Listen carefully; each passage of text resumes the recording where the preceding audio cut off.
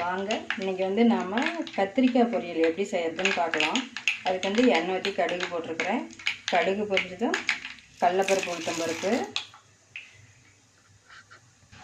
அடுத்தது வந்து வெங்காயம் போட்டு வணக்கிக்கலாம். அடுத்தது கருவேப்பிலை,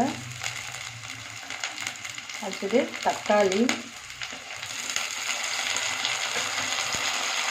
போட்டு கொஞ்சம் நேரம் வணக்கிக்கலாம்.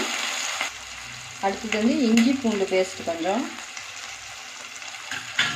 இதையும் போட்டு கொஞ்சம் நேரம் கிளறி விட்டுக்கலாம். அடுத்தது வந்து இதுக்கு தேவையான பொடிங்க, மல்லித்தூள், மிளகாய்த்தூள், கறி மசால் தூள், மஞ்சள் தூள் இதெல்லாம் போட்டு ஒரு கிளறி விட்டுக்கலாம். அடுத்தது வந்து உப்பு கொஞ்சம், அடுத்தது வந்து பெருங்காயத்தூள் கொஞ்சம், அடுத்தது வந்து கொஞ்சமாக தண்ணி ஊற்றலாம். போட்டு ஒரு கிளறி விட்டுக்கலாம். இப்போ வந்து அடுத்தது வந்து நம்ம கத்திரிக்காய் சேர்க்க போகிறோம்.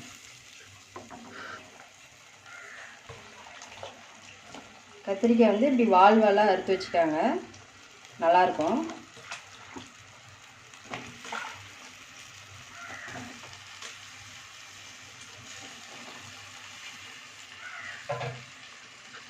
இதையும் போட்டு நல்லா ஒரு கிளறி விட்டுக்கலாம்.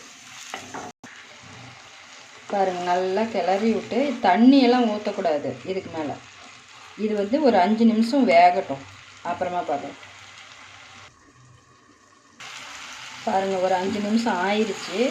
இப்போ ஒரு நல்லா ஒரு கிளறி விட்டு இப்போ அடுத்தது வந்து நாம் தேங்காய் சேர்க்க போகிறோம். இது தேங்காய் கூட சீரகம் போட்டு தண்ணி ஊற்றாமல் மிக்சியில் அரைச்சி எடுத்துகிட்டு வந்தது. இதை வந்து இது கூட சேர்த்துக்கலாம். இது சேர்த்து நல்லா ஒரு கிளறி விடுவோம். ரொம்ப வரன்னு இருந்துச்சுன்னா கொஞ்சமாக தண்ணி ஊற்றுங்க. இது வந்து தேங்காய் அரைச்ச தண்ணி, கொஞ்சமாக தண்ணி ஊற்றி ஒரு கிளறி விடுங்க. கிளறி விட்டு சிம்மில் வச்சு போட்டு ஒரு மூடி வச்சுருங்க. ஒரு 5 நிமிஷம் ஆகட்டும், அதுக்கப்புறம் பார்க்கலாம். பாருங்கள், ஒரு 5 நிமிஷம் ஆயிடுச்சு. ரொம்ப போட்டு கிளறாதீங்க, காய் வந்து உடஞ்சிரும். அப்படியே பெரட்டி விட்டிங்களா போதும், இந்த மாதிரி வந்துடும்.